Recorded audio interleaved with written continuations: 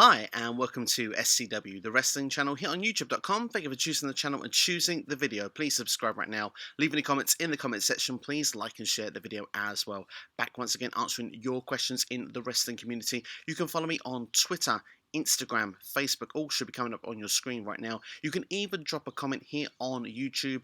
Leave the hashtag AskSCW and I will answer your question in the next video.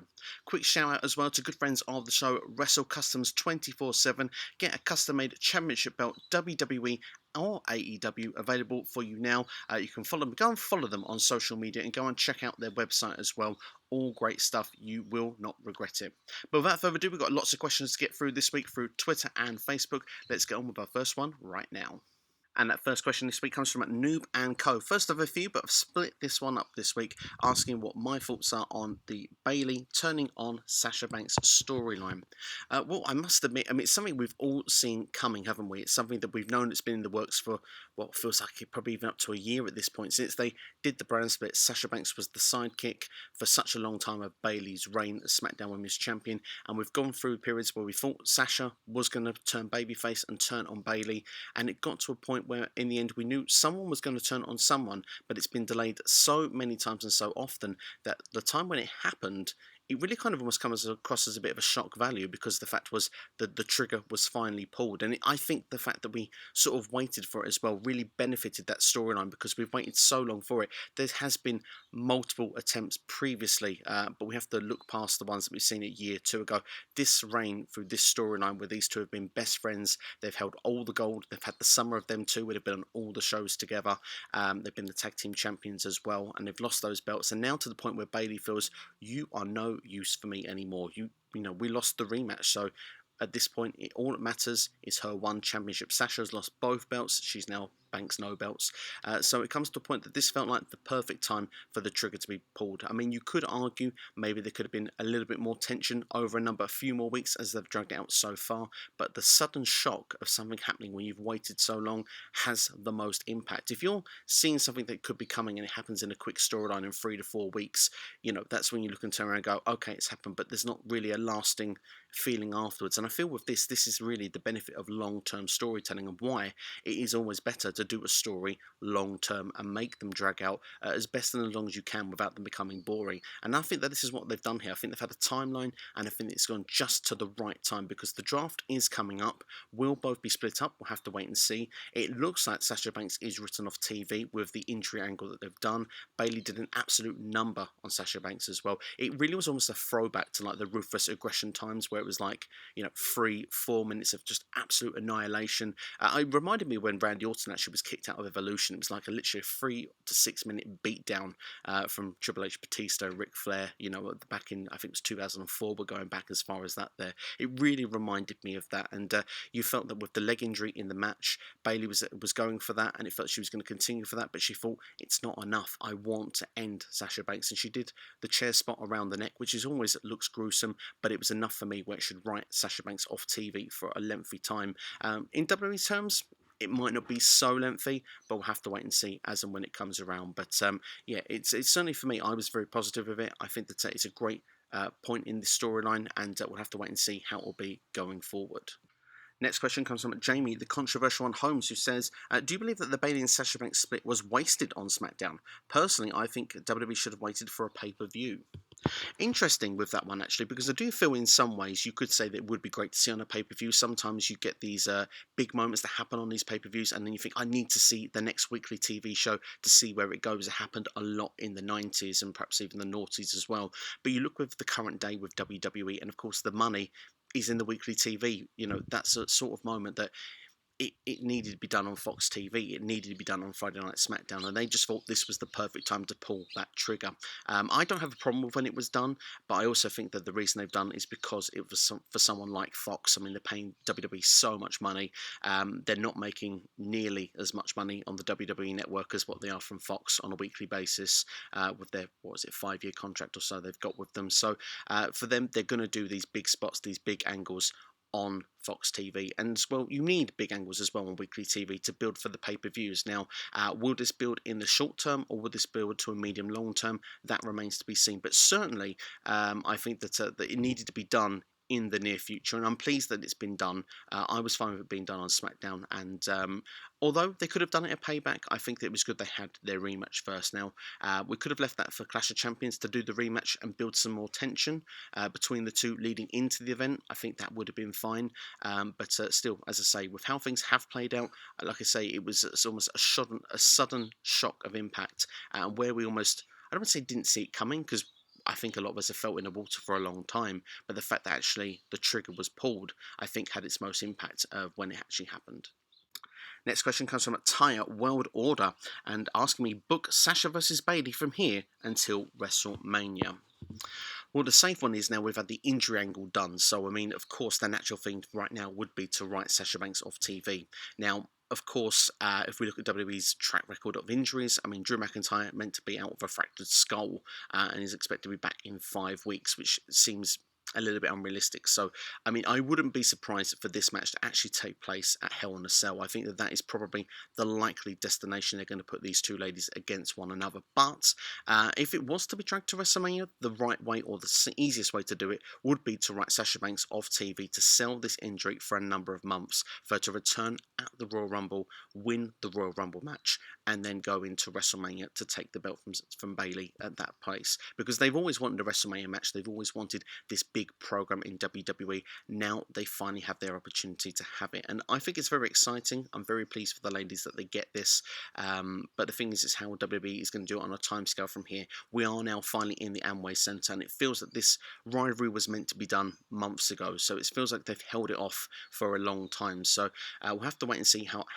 and what they're going to do. But what you could do with Bayley in the meantime, I mean, she has a number of challenges that she could face. At Clash of Champions, Mandy Rose won at SummerSlam over Sonya Deville. She could get a championship match. Naomi is expected to get a push now that, of course, the Naomi Deserves Better stuff has been going on. She can get an opportunity as well. But no one should beat Bayley for that championship other than Sasha Banks. It's something I felt for the longest time, and I think that now we're building towards it. You can do that. I think the Rumble would be a great place for Sasha to come back. Arguably, you could say predictable if she's missing for 4 months, and then you think, well, she's going to come back sooner or later. Here is the place, especially if it is a storyline injury rather than an actual one. But it'll be interesting to see how they're going to play it out. I still feel there's a chance she could come back for Hell in a Cell, and if that was the case, then maybe she comes, the Friday after the Clash of Champions to come back and get revenge that way. And of course, these two need to be pulled apart, and then the only place you can settle it is inside Hell in a Cell. I mean, I kind of like the Rumble idea slightly better. But then, of course, Bayley obviously has to hold the belt for another 6 months, and she's had the championship for, well, pretty much a year now, nearly. So, there comes a point of where you want new champions, new challengers, new stars elevated. So it depends on what WWE's decision is to go with this, and I think the draft as well is another big factor. I mean, of course, if you were to go beyond the draft, let's say, and we didn't pull the trigger, you could call someone up like Rhea Ripley, maybe Mickie James or someone from Raw, Bianca Belair comes over to SmackDown and they get the opportunity there. So there's lots of ways you can fill the time with Bayley in the meantime to get to the Royal Rumble, to then have Sasha win it, to then have the pull aparts for Bayley to escape the chamber with the championship to get to WrestleMania. We'll have to wait and see if they go for the long route or if they go for the short route. Judging by the storyline so far, they've gone for the long route, but judging what the planning is going forward from now, we'll have to wait and see. They may now revert to the short. Next questions come from Mike, Italian Habs Mike, and he's got 2 for us this week. First one being, were you surprised that the Fatal 4-Way 60-minute Ironman match for the NXT title ended in a draw? And question 2, considering that NXT draws bigger ratings when it's on a different night, would it benefit NXT if they were to move to Tuesday or Thursday nights?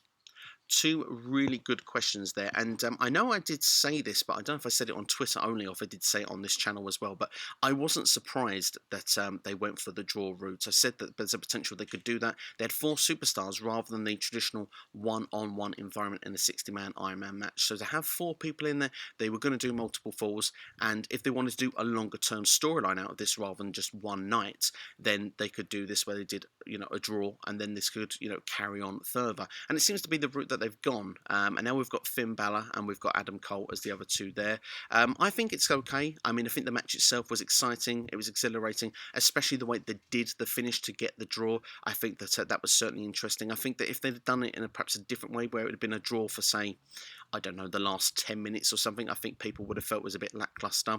I'm sure there was a lot of frustration out there with a lot of fans that watched you devote an hour to your time thinking you're going to get a result and then not get it. So for those people that were upset with it, I can understand totally why you would feel that way. But for myself, I wasn't so upset about it. I kind of felt that, yeah, okay, we are going to have to wait another week to get that result. But I think that now we get another exciting match, Finn Balor and Adam Cole. It's money on paper. It should draw ratings. And as we go into that second question, I mean, you say there about the ratings. I mean, they did a great rating when they are unopposed to AEW. They did a great rating this week for the Ironman match. I expect they probably will do another great rating next Tuesday. I think they should move. I think NXT, when it started, was on a Thursday anyway. Certainly was when it was broadcast on UK TV at the time, which they did for a number of years before it was only for the WWE Network. But yeah, I think for me, it would be good to have it on a Tuesday or a Thursday going forward. I think that Tuesday is potentially the home it will land on. I think that that's why it's been experimented these couple of weeks. There has been talk for a long time that NXT would move off of the Wednesday Night War, and I think it is good for wrestling. I mean, for me, as someone that it's harder in my time zone to watch these shows live as it is. To have two of them going at the same time and then to avoid spoilers the next day with both shows, it almost feels impossible. It's very difficult to do. So for me, I'm quite happy if NXT was to move. So I want it to move. I think Tuesday would be the better option. But then at the same time, of course, you have Impact on a Tuesday. So maybe it's better on a Thursday. But you've got NXT UK from a WWE standpoint on a Thursday. So I think that that's the reason why I think WWE will opt for Tuesday. I think the funny part is going to be what AEW decides to do. Will they move dark when they get their second show? They're expecting a new show in the next 12 months. Is that going to be purposely put to counteract NXT?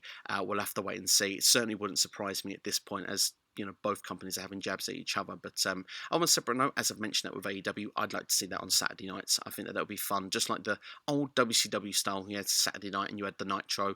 I think that would be just a nice little nostalgic touch. But as for NXT, I think it should move. I'd like it to move. I think it'll be on Tuesdays, and it makes great business sense for wrestling, for WWE, for NXT. It makes sense all round. Let's go for the rest of the questions now from Noob and Co. First asking, who will be the NXT champion, Finn Balor or Adam Cole? Will there be a number one contenders match for the Raw Women's Championship? And then last but not least, what are my thoughts on Jey Uso facing Roman Reigns at Clash of Champions? Three really good questions there for you. And I'm going to start off then to give my prediction then. I think Finn Balor should be the person talking over in the last where I was happy with how everything played out. Finn Balor hasn't been NXT champion for a number of years. Let's go 4-5 years. I can't remember the exact time he lost the belt. But looking at it, Adam Cole, he's just had it for 400 days. I know that we've had an injury angle. It makes sense that you could put it on the person that you think will gain the most ratings and buzz, and Adam Cole was the person that was holding the belt before, but I think it's a bit copy and paste. That we've seen it before.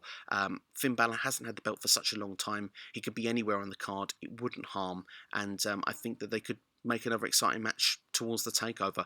But it wouldn't surprise me if they were to do another false finish and then drag it out, because there's another takeover expected in October. So it wouldn't surprise me if they did this and dragged it out to be something else. But at the same time, maybe it's War Games that's coming, so maybe this is what's going to make the War Games match. Maybe Finn Balor wins the belt, or maybe he doesn't, and that leads to some sort of gang warfare once again, because usually we get it once every year. We know we're not getting War Games the night before Survivor Series this year, so I think that could be a potential option if that's the road they're going to go down. As for the number one contendership, I think they might do something like that for the Raw Women's Championship. It looks like it's going to be between Mickie James and Natalya. That's going to go for Asuka next. I wonder if they do a triple threat match or if they do the number one contenders route. I mean, Natalya was supposed to be the original opponent for Asuka at SummerSlam, so that would kind of feel natural in the face versus heel route. But Mickie James, I mean, people are saying she deserves better at the minute, so it wouldn't surprise me if they were to give her that match. It would be, of course, an NXT TakeOver rematch for a number of years ago as well, if they did that with Mickie James and Asuka. But don't be surprised if the triple threat's made there as well. But if I had to put my money on it right now, I would go with Natalya. As for Roman Reigns and Jey Uso, well, that's an interesting one, isn't it? Now, I'm going to say I'm not a fan of Jey Uso being in this position, because what has he done to become the number one contender? So, you look and think on SmackDown, there's other people that probably could have been in the frame that would have seemed more realistic as a contender rather than Jey Uso. I don't even know the last time he was on TV. I think it was the Karaoke Showdown was the last time we see him on TV. That's how, absent he's been and how much he's done. But at the same time, it's great to see people get opportunities. And I think the one thing, if we're going to take this on a positive spin, I think they can make an interesting story because Roman Reigns and Jey Uso, it's family, and I think that they obviously want to do something with Roman Reigns and establish that heel character even further. What better than a family feud just to really say, this guy, we hate him even more because of what he's done to Jey. It seems to be already that the family's proud of what Roman Reigns has done. The family's proud of what Jey Uso does. Imagine if Roman Reigns destroys Jey Uso at the pay-per-view, holds him up, points towards the camera and looks in and says, the family's going to be proud of this. Some sort of killer line. Because Roman Reigns, since coming back, has had some killer lines. Paul Heyman, unbelievable promo. Takes all the beef, takes all of, ticks all the boxes that's needed for the promos. Roman could just stand there, look intense, and then he gets his turn and he adds those 3 or 4 killer lines at the end of the promo. What they did on SmackDown this past week was perfect. It was amazing. It's how Roman should be booked going forward. Now, is Jey Uso the contender that I want going for it? No. Do I think it's right or makes any logical sense? No. I think if you look on a face standpoint, I don't think Big E was right. I think it was too soon. I think a slow build towards WrestleMania will be perfect for him. Matt Riddle, he's only been on SmackDown for a cup of tea, and he took the fall in that match after a great big first pay-per-view win. I don't think that was good booking either. I think if Jeff Hardy wasn't the Intercontinental Champion, I think he would have been the right fit for this, because if you'd have taken out the IC title stuff and you'd have had, naturally him win his feud over Sheamus, you wouldn't have batted 2 eyelids thinking, well, Jeff Hardy gets Roman Reigns at the pay-per-view. Yeah, we'd all still think Roman would win and would seem fairly obvious at this point. But at the same time, if you want to do a different contender to The Fiend, I think Jeff Hardy would have been the next guy in line. But they've gone this road. We'll have to see how it plays out. Personally, for me, I'm going to stick my neck out and say, I think that there's a potential this feud can be more fun than we expect. The only thing is, though, when it comes to the pay-per-view, do you need to see it? It's kind of obvious, isn't it? Roman's going to walk over the championship. I don't really need to hold that one for 4 weeks to turn around and say, here's my predictions video. You know already, Roman's retaining. Next question comes from Dan the Man Williams, Mr. DWE on YouTube. How can they make Jey Uso look like a serious threat to Roman's title? Great question, and simple. Wins. That's all it is. If you have a consistent winning streak over a number of weeks or months, you all of a sudden become more creditable in that role.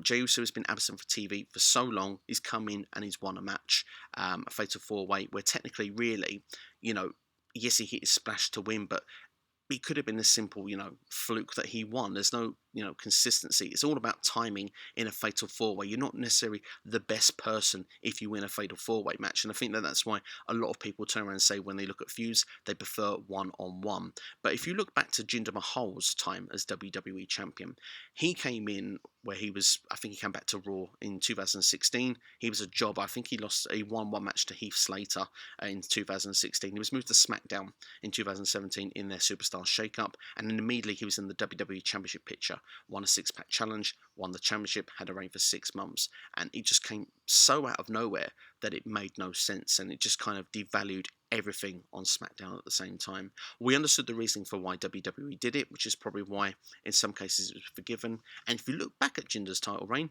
I actually didn't mind it. I didn't think it was that bad. But what I would say is from star power and quality, it definitely raised Jinder up to what he was before, but I don't think it helped the roster pull them up on that particular year. And Jey Uso is kind of the same thing. He's come in from out of nowhere, kind of like an RKO. But at the same time, you look at it and say that it doesn't really feel like he has a chance of winning this match. And the thing is, the way to do it is to get wins. Now, he needs to probably be in the ring every single week up until this pay-per-view, but that still probably won't change your mind.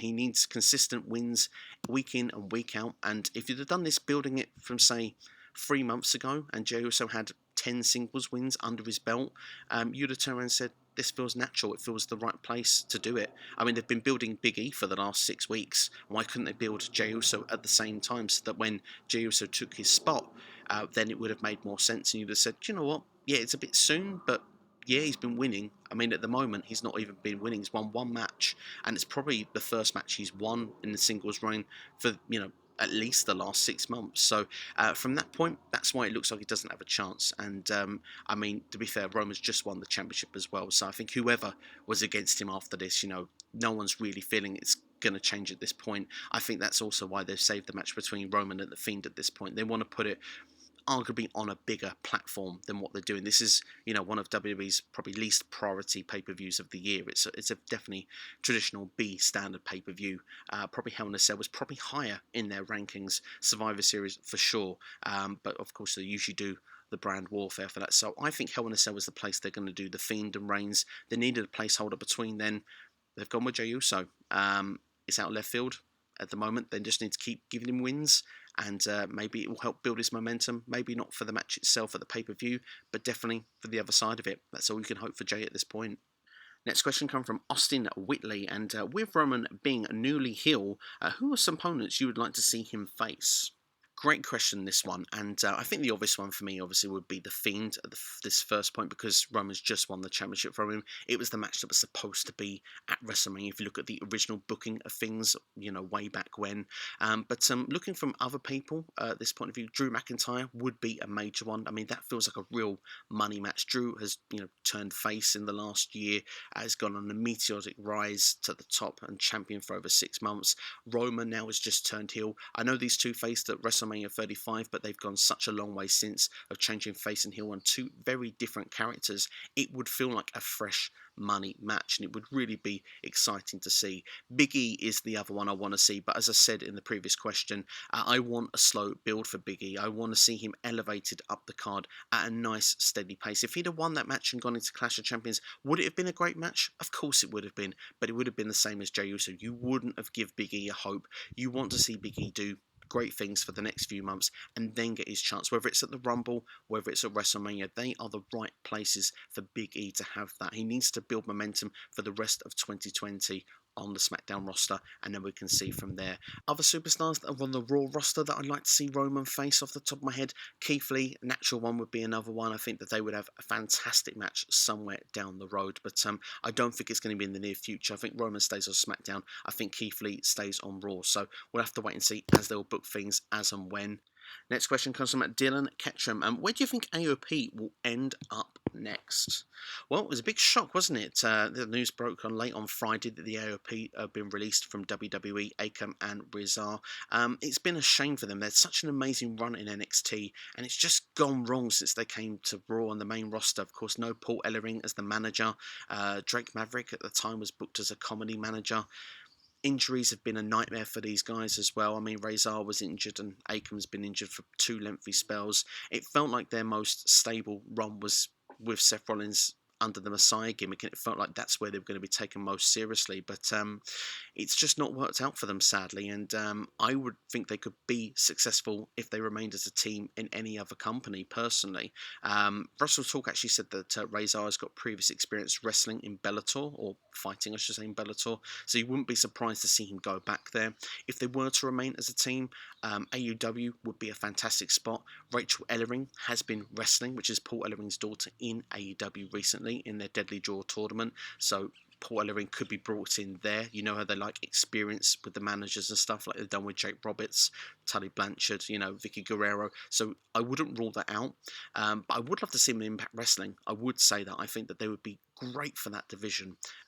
Because right now you look at Impact and think that they could do with one more tag team. That could just really be a strengthened tag team, and really just that tag team division then would feel complete. And I think AOP would be great for that, because matches with the Good Brothers, Motor City Machine Guns, the Rascals, the North as well, there's some great matches that could be had there, and I think that AOP would really rebuild their reputation there. I think they could be massive in Japan as well if they wanted to go down that road and be in the Tokyo Dome. You look at them and you think, wow, as a tag team, and I think that they could be ideal for any faction if they wanted to do Bullet Club, Chaos, you name it. They could be awesome for those. So I think that wherever they choose to go, I think that it will be a bright future for them if they can remain healthy. And I think they'll be successful in any of those promotions. But as a choice, personally, I would choose Impact Wrestling as my top choice. I would say Japan second. My reason for AEW being the third choice is because their tag team division is stacked. And I don't think they necessarily need another tag team in that division at this point. But I feel that most likely that would be their destination.